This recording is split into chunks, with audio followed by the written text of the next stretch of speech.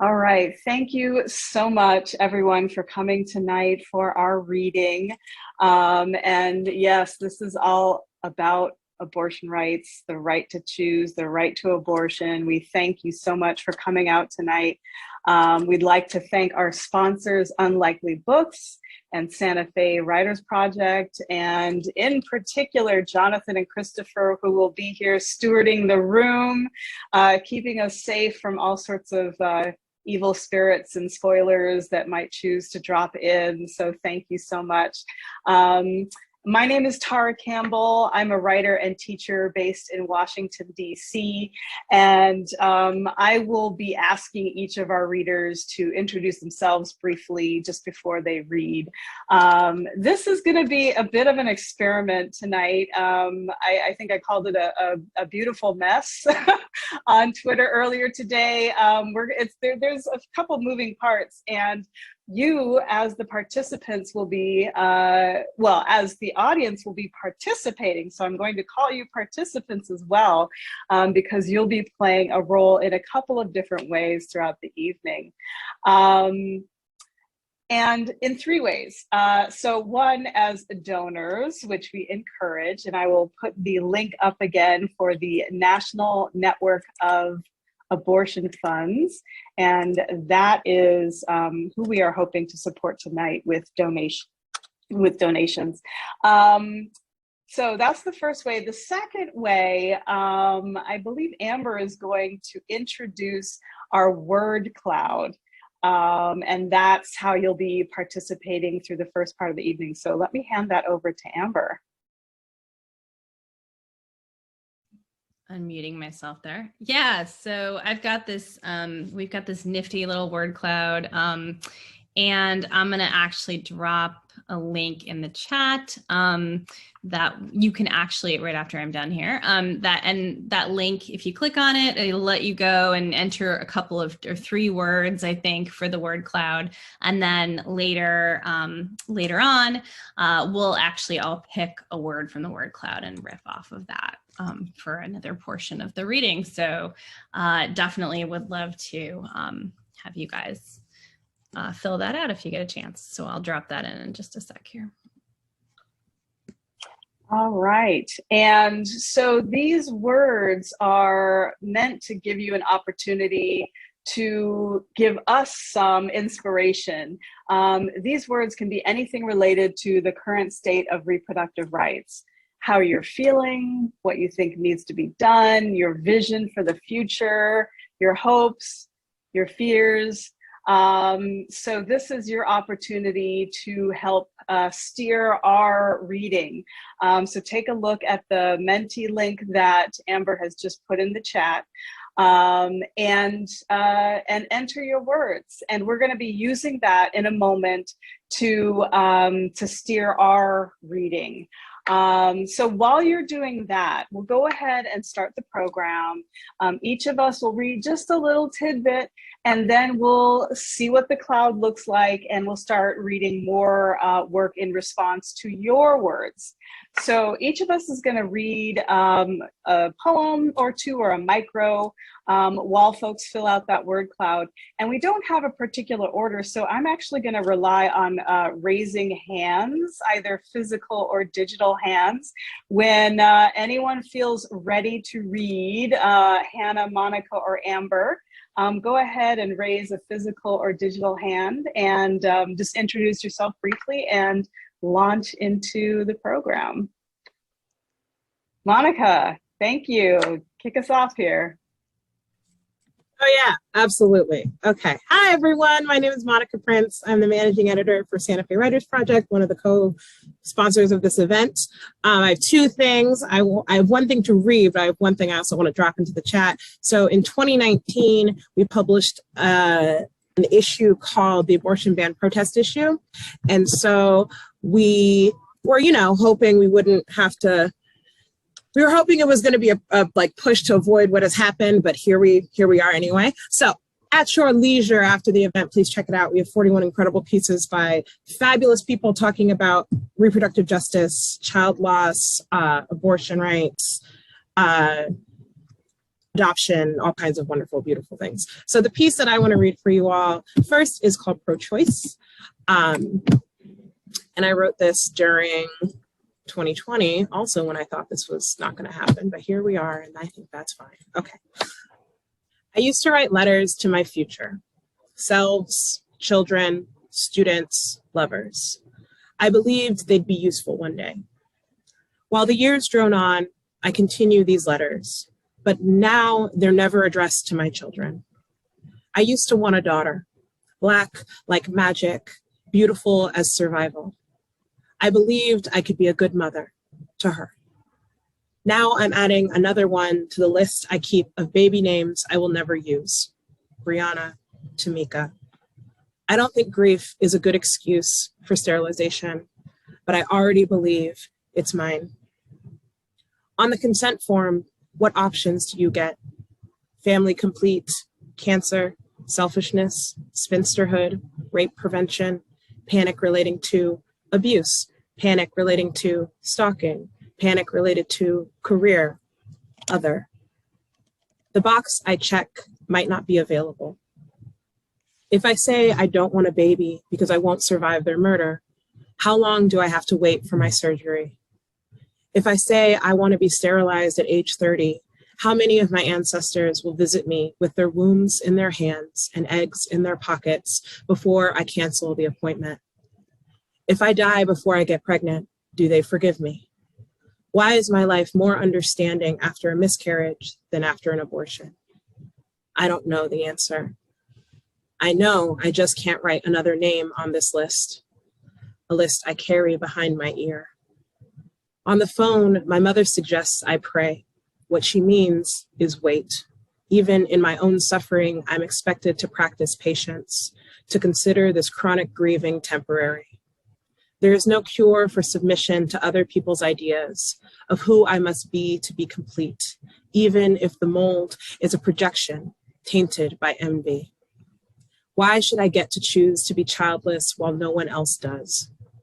Why do I get to practice agency when my mother and those before her never got to?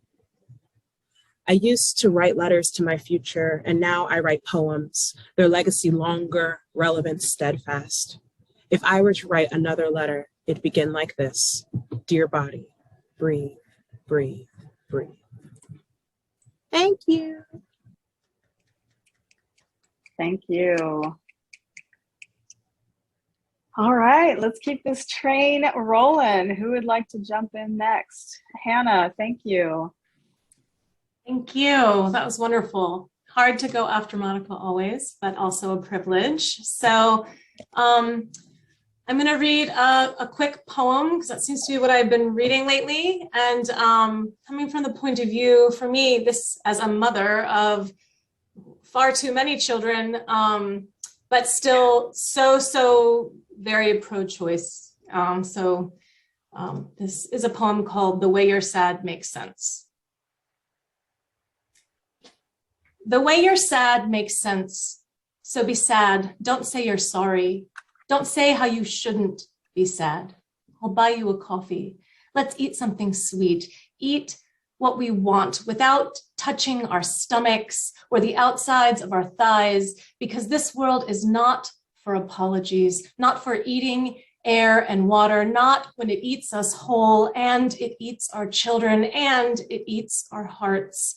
I'll buy the expensive coffee, have them grind it for us and make a pot late in the day. We'll be up all night anyway. Let's make it intentional, make it our own, eat our own hearts fast without tasting them, unhinge our jaws and swallow them whole, then go up to our children's bedrooms and carefully take their fingers, outline their hearts on their chests as they sleep. Remind them, nobody eats your heart but you. Thank you. Amazing, that last line. Oof. Well, Amber, you or me? Do you want me to go? Do you want to go? Go ahead, do it. Do it. Jump in, sure. All right. I hate following that, but I do not have a poem. I think I'm the only non-poet in the room, although I used to write poetry that was very bad, and unlike these fabulous poets. So this is the closest thing, which is a very short piece of flash fiction. It's the main thing that, I keep feeling throughout this entire process, because this is the only emotion I have left, is just rage. So that's all I have. So, at another time in which I was enraged about various things in Congress, I wrote a piece called Vesuvius, which I'll read now, which is sort of all about rage, a woman's rage. Vesuvius. As the congressman on television started his stump speech, his wife set fire to the furniture. It was a slow process, despite the gasoline, despite the extra lighter fluid she'd purchased. She had to light the curtains in 5 different spots. Had they purchased flame retardant curtains? She couldn't think why they would have done such a thing, unless his mother had bought them. That was entirely possible. The mother-in-law liked buying things to keep the wife married to the house, things like curtains and crockpots and linens, things like alarm systems, which were not, the wife had discovered, particularly difficult to disable. The fire trucks showed up just in time for her to catch the last of his speech. The flames were shouting obscenities by then, burying his weak, slick words. She could see he was in a park somewhere. She could feel her lungs packing it in. She stumbled to the front door, singed her hand on the knob, wondered whether to make her way to the kitchen and grab a pot holder, but decided against it. Decided to let them find her crisped in here rather than crumpled and sorry on the driveway. She coughed, crouched down in front of the television to find a little more air. Her anger was her home. Let it burn hot and clean through the drywall, through the insulation, through the grass and trees and houses and all of the human debris scattered like dead leaves over the surface of the world. Let anger fry the face of God. All right, thank you. I hope you can hear me because my iPod's disconnected for a moment, but I think I'm back on track here. Okay, great, thank you. Technical difficulty. Persevere. All right, so as long as you can hear me for the moment, I'll go ahead and start with a very small sonnet. I find that when I am feeling rage, I turn to poetry.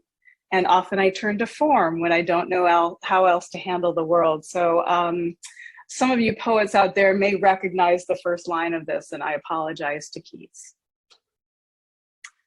When I have fears that I may cease to be, before my pen can punctuate the brains of all those smug-ass pricks who only see the world beneath their thumbs, the ones who say all lives are precious, valued, even though they fail to give one solitary fuck about us, who oppress us with their faux compassion, those who pluck at psalms to suck the mercy out of their own God, then spit on us for not obeying their demands.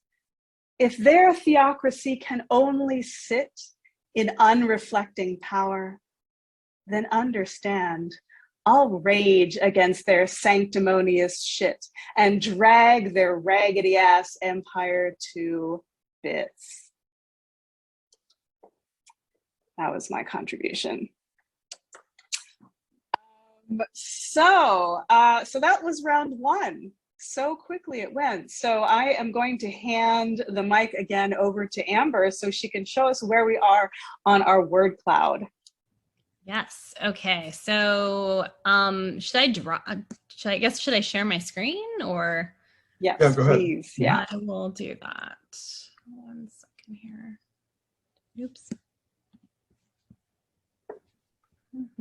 Sorry, give me 1 moment. It's always, technical difficulties.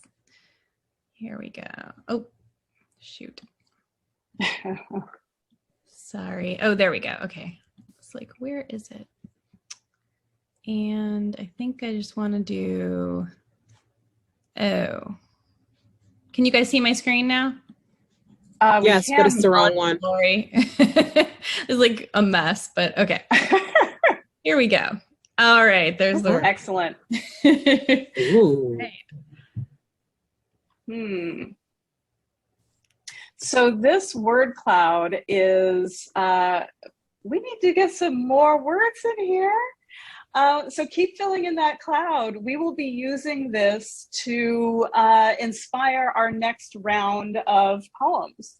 And so I'm going to slide my screen over here so I can see our beautiful poets and prose people. Does anyone feel like, oh, I have the perfect piece for this?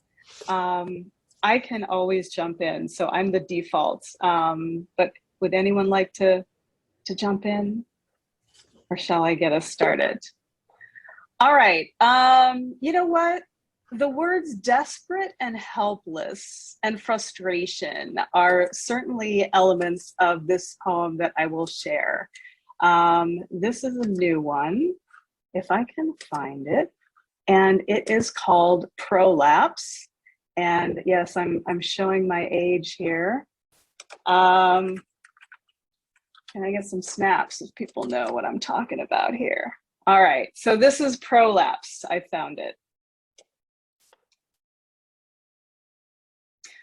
The uterus is tired. The uterus is sorry, but it can't seem to stay in one place anymore, which isn't surprising considering how often it's been poked and prodded and pricked by congressmen's pens. The uterus would like to get in a word of its own, just one, even edgewise, just one goddamn word. The uterus wishes it could remember the words to that song you sang when you didn't have to worry about your uterus all the time, when you didn't have to be so goddamn vigilant, didn't have to keep twisting and turning away from men shoving laws into it edgewise.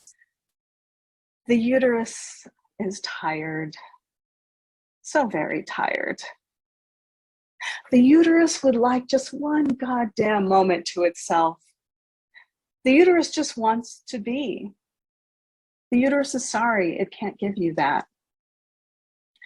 The uterus remembers when it was barely aware of itself, which sounds like a contradiction, but was merely a state of grace. The uterus is small and pink and lovely and valued and sacred and blessed. But no, the uterus doesn't believe its own press. Well, it didn't. Well, it shouldn't have. And now the uterus is continually disappointed to find it is neither valued, nor sacred, nor blessed, nor even safe. The uterus is tired. So goddamn tired.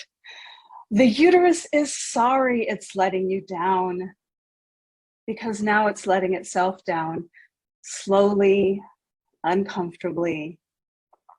This is called prolapse. And the uterus wants you to know this is not your fault either. And it would have told you everything sooner, but the truth just gets the uterus bullied, harassed, and threatened with rape for upsetting men. And when the truth is too educational, it just gets the uterus kicked off the socials for porn. Some days the uterus feels philosophical. And some days the uterus feels angry. Who are we kidding? Most days the uterus feels angry. If not for itself, then on behalf of other uteruses who are told they're overreacting to getting bullied, harassed, and threatened with rape for upsetting men. The uterus is often depressed. But today, the uterus is simply tired. The uterus needs a break to forget how everyone is always talking about it, even when it's not in the room, especially when it's not in the room. The uterus is tired. And the uterus is tired of being asked why it's tired. The uterus no longer wishes to be interrogated. The uterus just needs a little time, a little goddamn time to itself. And who can blame it for feeling heavy? for wanting to slide just a little bit lower and rest after everything it's had to endure. The uterus simply wants to sit in the warm and the dark, mind its own business and quietly sink, baptized in silence, blessed finally with one goddamn moment of peace. Thank you.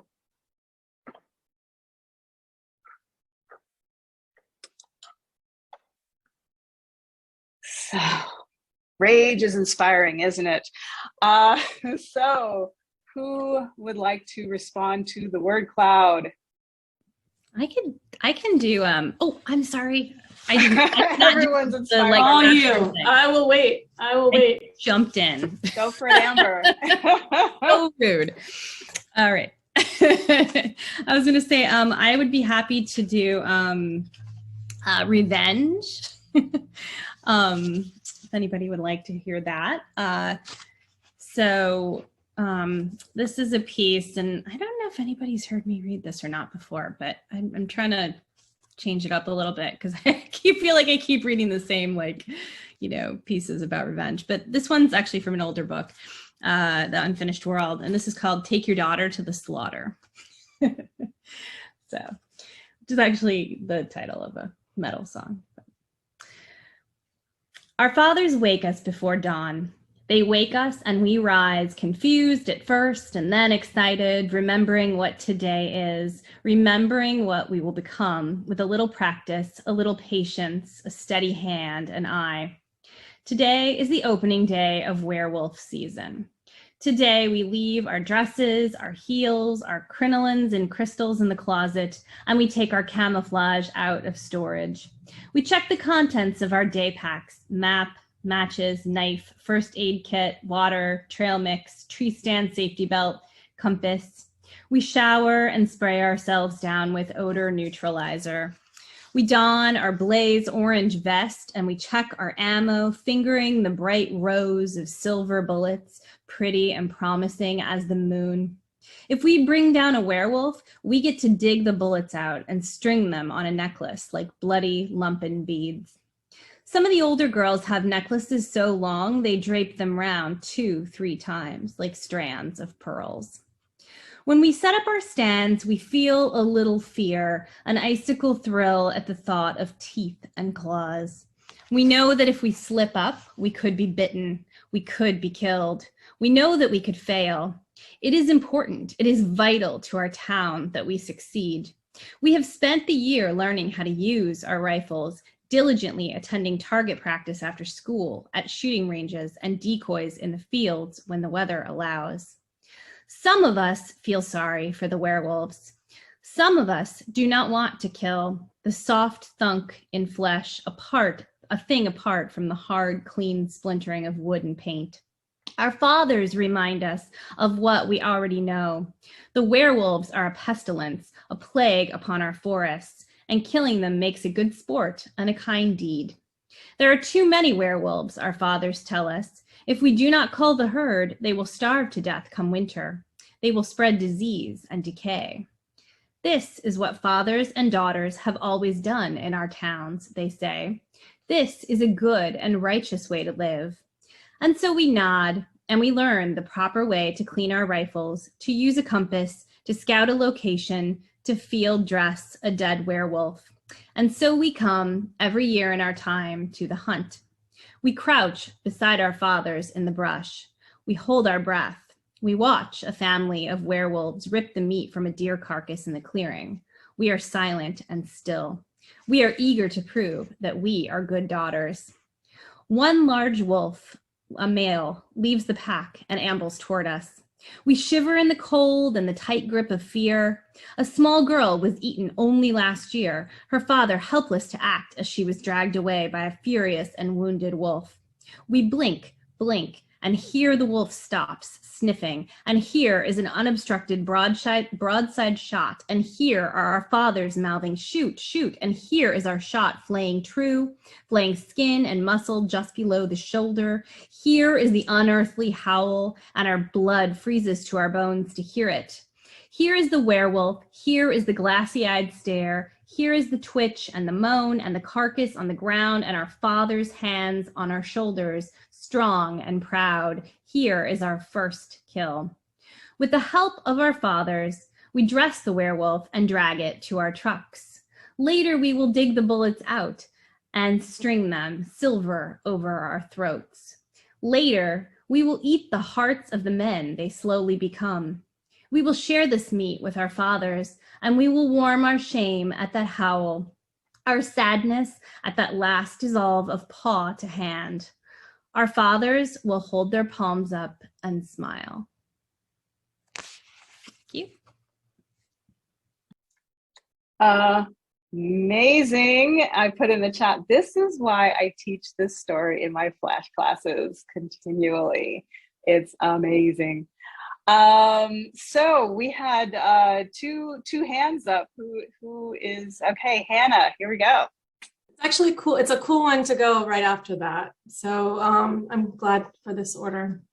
So this is, let me get it up, sorry. This is new. I've never read it in front of anyone before, which is not my style usually, but hey. It's called If You Were Red Riding Hood. And I think the word that made me think of this piece was gagged.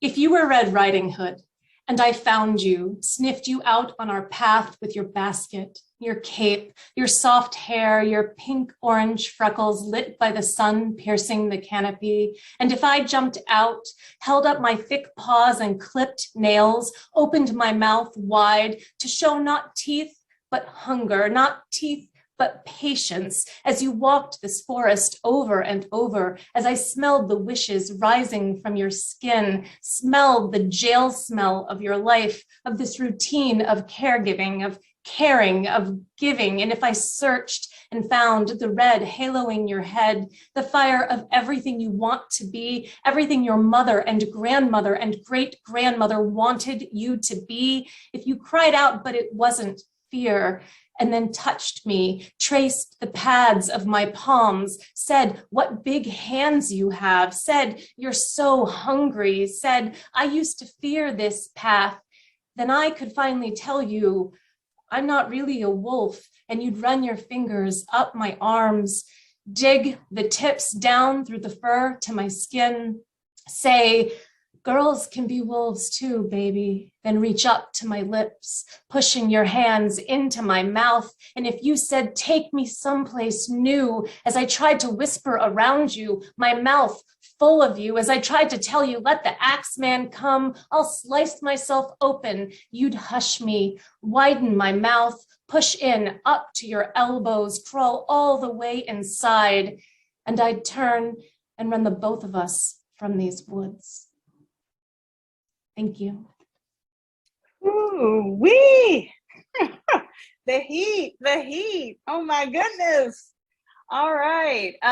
Monica, you are up. All right. See, Hannah, you think it's hard to follow me. All right. I saw the word robbed, and so I'm going with that. So I wrote this at Writer Camp this year, actually, because I was at Writer Camp when the news came down, which I think was probably the safest place I possibly could have been. And if y'all don't know what Writer Camp is, get at me and I'll tell you all about it and how it will save your life and change your world. Okay, here we go. So this is a Eulippian constraint, and a Eulippian constraint is, Julia gets it.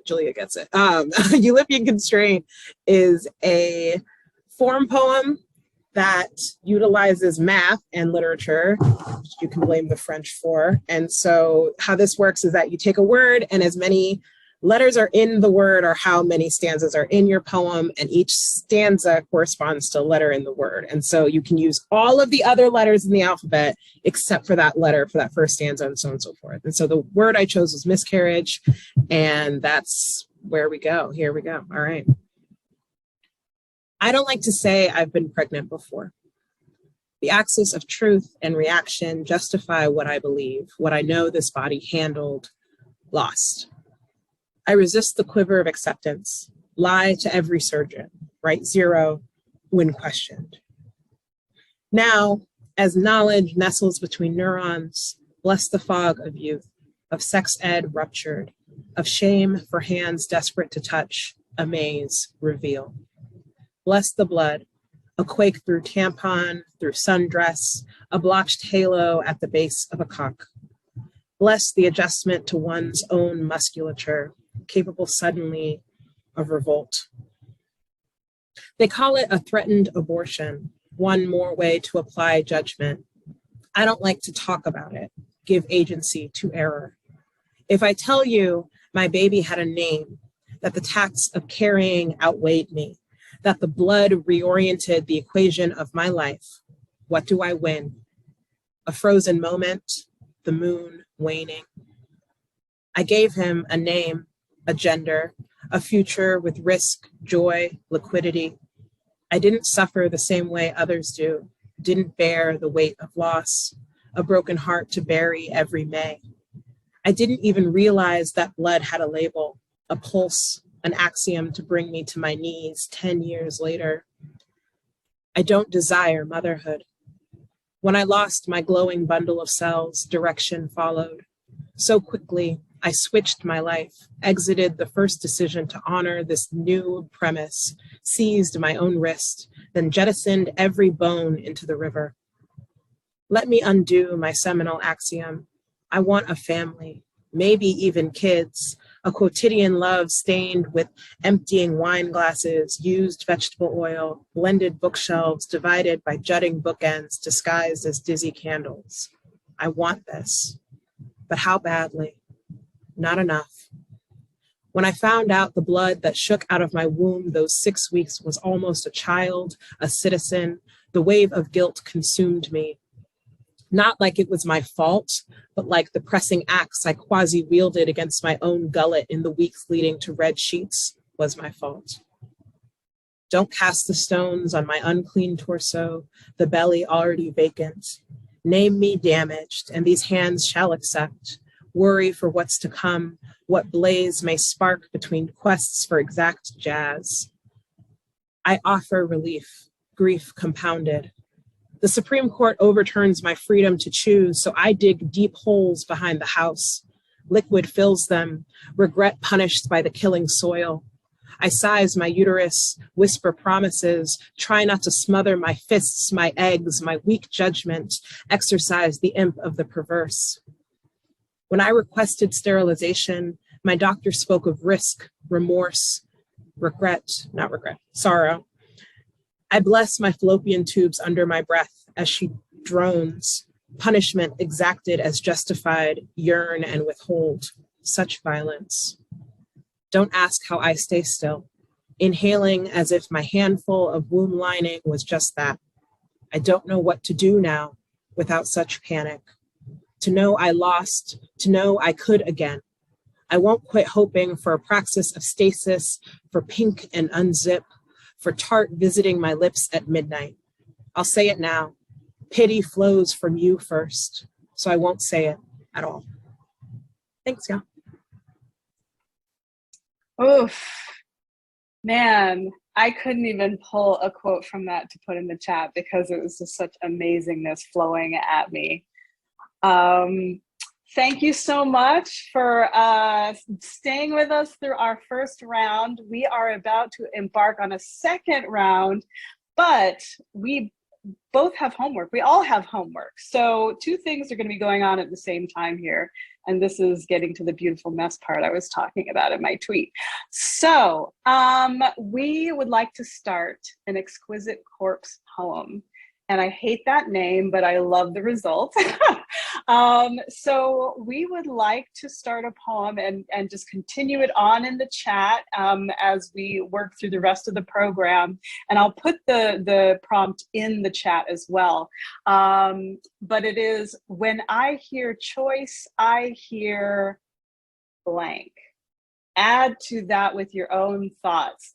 You don't have to hear it. You could see it. When I hear choice, I see. You could say smell. You could say taste. You could say feel. use any sensory information that inspires you. Oh my gosh, crack poetry. I have never heard that term. Yes, okay, we'll stay with exquisite corpse for the moment until we come up with an alternative. I just ask that people start their poetry line with an asterisk, the little star guy, the asterisk, so I can tell when I read it at the end of the event today which lines are poetry and which lines are just random reactions to other stuff going on. So I will go ahead and put that whole chat or that whole prompt in the chat. So when I hear choice, I hear or see or smell or taste. Infinite possibilities. I already see the poetry rolling in. So while y'all start on that, I'm going to ask Amber to put the word cloud up again so we can take a look and see what will inspire our next round of poetry. So let's see, here we have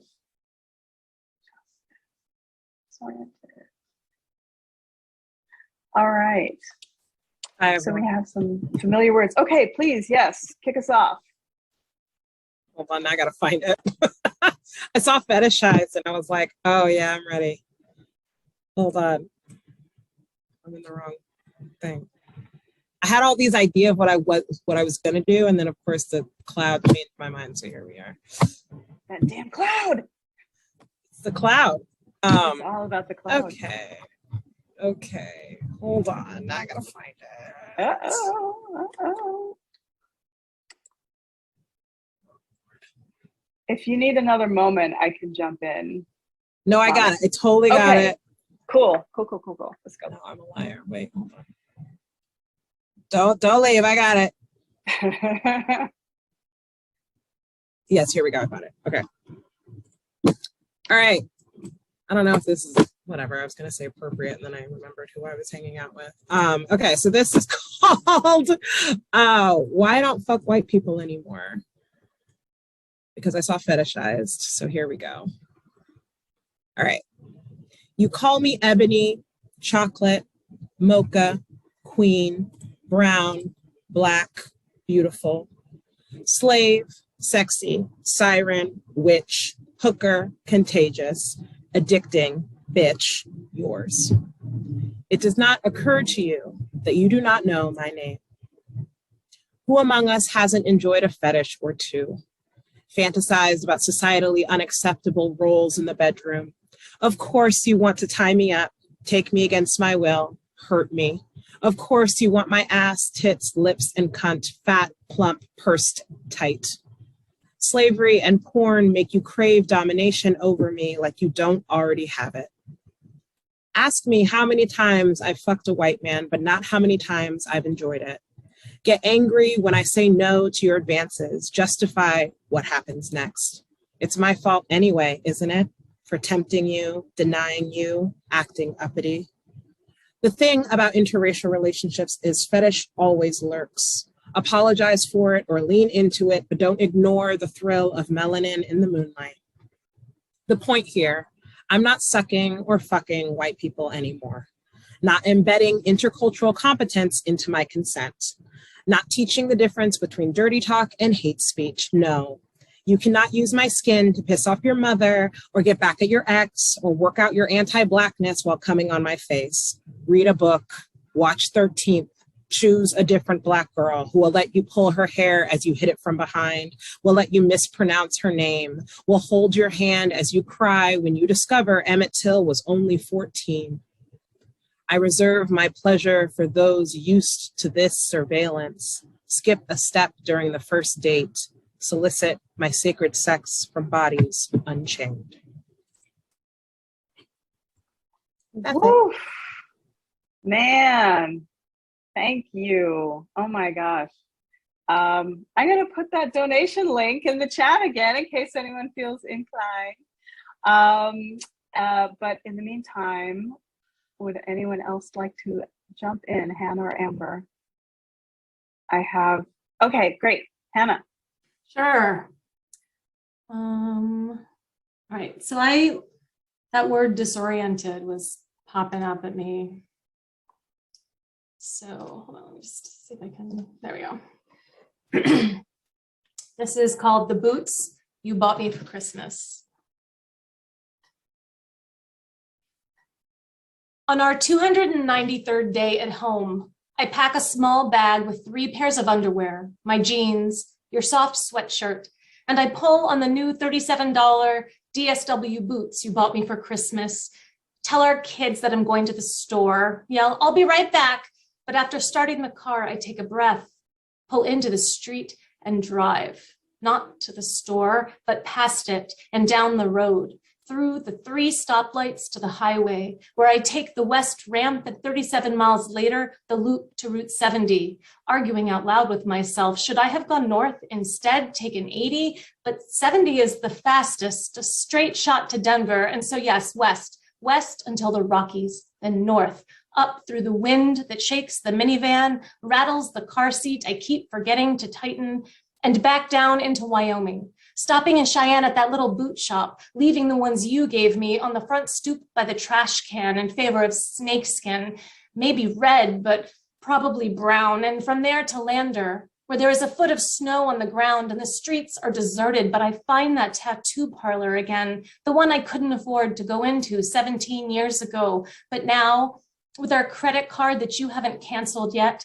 you still waiting, watching my receipts as I go, a trail of gas stations and fast food restaurants and cheap motels and blank spaces after I take money out of our checking account and pay by cash for a couple of days, then your relief at my breakfasts at McDonald's in towns you've never heard of, and after the tattoo, the one of our kids, as birds flying away, one by one, I lay sore and quiet on the hard bed, the dusty bedspread making my nose run, wondering if that guy at the parlor gave me COVID, wondering if I'll make it to Yellowstone to see the wolves like we talked about, wondering if the park is even open for visitors right now, wondering if this will open your eyes, if you'll see that I left, not because of a virus or depression or the kids, but because I needed to curl up in bed alone, wearing boots I picked out myself. Thank you. Oh, you write the best escape stories. Absolutely. If this work inspires another thought about when I hear choice, I hear, feel free to add. You're not just limited to one line. I put the prompt again in the chat. So yeah, keep those choice thoughts going. Amber, do you have a selection? Excellent. Sure, I can do, let's see, I can do desperate. I saw that word in there, so. This one's 13 ways of destroying a painting. 1. The time traveler leaves her craft in a copse of trees near the center of the park. She walks quickly as she can these days with her aging knees and hips. She buys a flimsy little card and she takes the subway downtown till she reaches the poorest part of the city. She finds the artist at home amidst the squalor, paint scattered, no hot water, barely room for a dirty mattress. Downstairs, a baby cries. He is so young, the artist, a smooth face in the dark of his walk-up. She supposes this will be easy. From the empty, hungry tilt of his face to the stooped posture from painting under this sloped attic roof, she tells him her name, the name of a very famous sculptor, a lie. She tells him she has heard rumors but finds he has no talent. His paintings are no good, a lie also. She tells him he should move back home to Modesto, become a dentist. There is money and there is security in dentistry. There is emotional stability and happiness. The artist looks at her, aghast but defiant. The artist knows his way around this kind of truth. When the time traveler returns to her own time, she heads straight to the third gallery on the third floor of the museum. The painting still hangs, a vast moon-filled abstract, shapes building to a woman, curves like rolling blue hills lit from within and without. The room is crowded with people who have only seen it on hollow screens, breathless in its physical presence. The dates under the artist's book name bookended by the long ago B and D. The painting is now titled In Spite of. 2. The time traveler counts 3 and throws the dummy onto the highway as the bottle green Ford comes barreling over the bridge. After the smash-up, she calls the young artist Collect from a Modesto diner. There's been a terrible accident, she says. Long recovery. Come home, she says. When she gets back to her present and sees the painting, she isn't exactly surprised. The artist never had much filial feeling. 3. The time traveler sits at dinner with the artist's muse and the man she has hired to seduce the artist's muse. The muse is pretty, her eyes a soft gray and her hair a bright gold. She is tall and strong with large breasts and hips, and the man has been happy to do his job. The time traveler buys bottle after bottle of wine for the table until the man puts his hand on the muse's thigh and her face softens into a sweet smile. The time traveler is no voyeur, but she stands for a long time under the muse's open window, listening to the low moans float onto the warm summer air. She returns to her own time and the painting still hangs. Now it is titled Forgiveness. 4. The time traveler steals the artist's rent from his dresser drawer. His landlord, she knows, is an unyielding sort. Now the painting is smaller, much smaller, but it is still the single occupant of the room, and it still sucks the air from the room, and it still lights the room from within and without. Fuck, says the time traveler, and the tourist standing nearest her shift uneasily in polite Midwestern disapproval. 5. The time traveler posts an acceptance letter from a California dental college, complete with a $900 bonus if the artist enrolls in the next 2 weeks. The painting is bigger again, and the bio on the wall mentions as a humorous bit of trivia that the artist briefly considered dental school. Can you imagine, it says, the artist as a dentist, exclamation point. The time traveler resents the exclamation point, as do all the dentists who pass through the museum. 6. The time traveler sets explosive charges under the apartment and blows them when no one is home. On return, the painting is still there, and now a tour guide is lecturing on the painter's subsequent madness. The artist, he says, with an air of enlightened detachment, claimed to have created a series of paintings using his own waste, which his wife, unfortunately, destroyed. The tourists make faces. 7. The time traveler sets fire to the unfinished painting. The painting is still there. 8. The time traveler pours acid on the unfinished painting. The painting is still there. 9. The time traveler paints over the unfinished painting. The painting is still there. 10. The time traveler steals the unfinished painting and buries it in the past of the past, and the painting is still there. 11. The time traveler curses, cuts, spits on slashes, saws in half, kicks, pours water over, blowtorches, burns to bits, eats the ashes of, smashes the easel of, throws the paints out, and washes her hands of the unfinished painting. In triumph, she returns to the museum, and the painting is still there. It hangs suspended like an artfully falling ocean, says a pretentious young gentleman near her. The time traveler thinks of artfully falling anvils instead.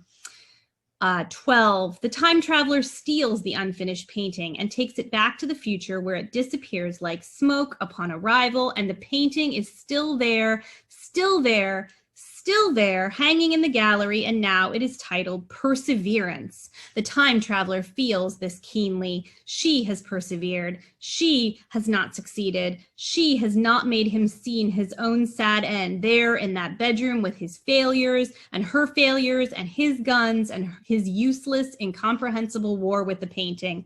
All that genius given, all that misery marked for them both. 13. The time traveler finds the muse at her lunch.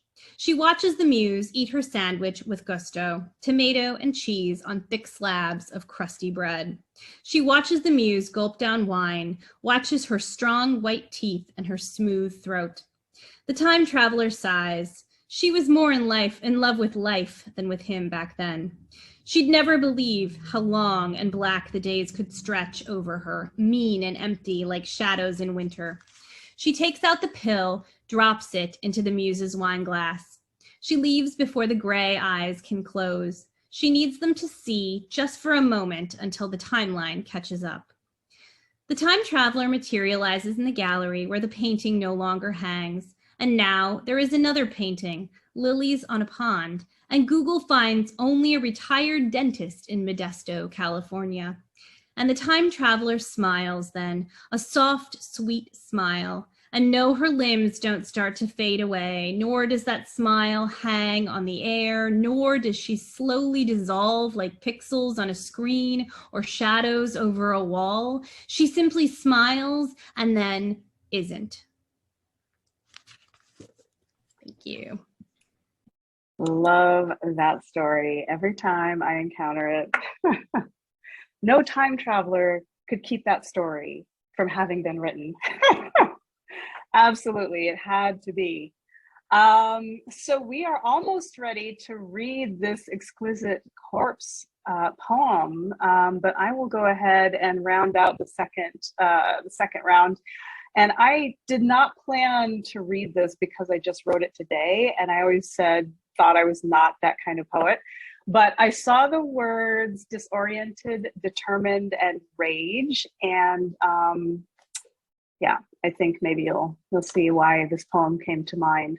If it is indeed a poem, I don't quite know what it is. I was just feeling witchy today. So this is called I'm Coming.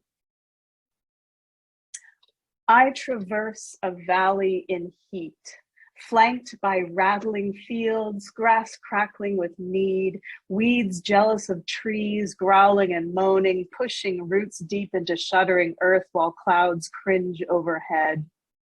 I wander with locks of hair swinging, dark spidery silk, fragrant and shining.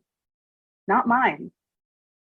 I carry a passel of toes that sing of berries and beans and everything they've walked upon before they touch this wicker floor, this weft and weave of the basket hanging at my sleeve. When I come, I'll bring you a whispering snakeskin, a crooning finger, a bloviating rose, a weeping knife, a ring of laughing gold, a dish of mold that mutters things you haven't said but have always known. I'll tell you spells you'll remember as soon as they drift from my lips, incantations you'll recollect when they reconnect with your mind, sorcery refamiliarized. I'll show you the runes you'll recognize, remind you of all the lives you've lived, all the truths you've already realized the moment I arrive. And that's my disoriented piece. So let us move to the chat. And as I'm reading, you can still add lines. And we'll see how this goes. Okay, so this is our poem that we have constructed together. When I hear choice, I hear infinite possibilities. Feel freedom. When I hear choice, I feel the pebbles underfoot, and there is the cliff staring back. Do I dare slip over the edge? In a field of, I see a field of wildflowers, the tallest ones bending in the wind, others with deeper colors, steadier and more lush. I feel whole. When I hear choice, I feel free. I feel alive. I hear a ringing that starts below my rib cage and shakes in my throat. I think yes and no. I consult the meaning to be certain I'm not mistaken, to be certain I haven't misconstrued. When I hear choice, I taste copper and green. I hear at age 6 chocolate, vanilla, or strawberry, but I want mint chocolate chip. At age 10, a book from the Scholastic book order, but you have to fit into the $5 limit. Again, it's not really a choice, not really, because you want 2 books that each cost $3. At age 15, 25, 35, 45, choice means the choice not to donate 18 years of sleep and days and nights and sleep and worry to someone I haven't met yet. I want to swallow the world whole. When I hear choice, I taste orange juice and coffee from an unhurried brunch. I taste sour 3-day-old wine as I try to remind myself, choice, I have a choice. I never believed it. When I hear choice, I hear the truth that I was young enough to skip childbearing without having to justify it to too many relatives or strangers who always seem to believe they deserve an answer to their prying questions about your most personal core. I hear the truth that my mother agreed that it was probably better that I not become a mother, a choice she never had herself. When I hear choice, I smell my husband's skin, feel the sheets of the bed we chose in the city we chose with the future we chose together. When I hear choice, I feel a phantom uterine weight and bless the end of my pain. Thank you for all of those aspects of choice. That was amazing. And wow, look at us. We are punctual as fuck. Look at us. Sorry. We're very punctual. So thank you for joining us. And I feel like this is a safe group. I know these names. So if you can and want to stick around, I think we could open up the mute situation and just hear how everyone is. So thank you all. This is the end of the formal part of the program. Maybe we can stop recording at this